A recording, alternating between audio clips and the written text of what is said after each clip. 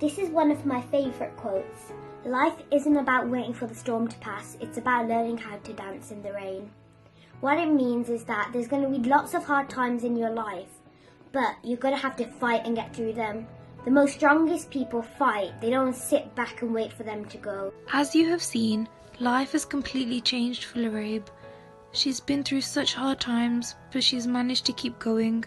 We know the standard treatment is 2.5 years for ALL, but due to her rare type of leukemia and the trial medication she's on, we're unsure how long her cancer journey may take. We hope we have provided some insight into what life is like for a child with cancer, and remember, this can happen to anyone, Anywhere. At any time, and remember, if it happens to you, You're not alone.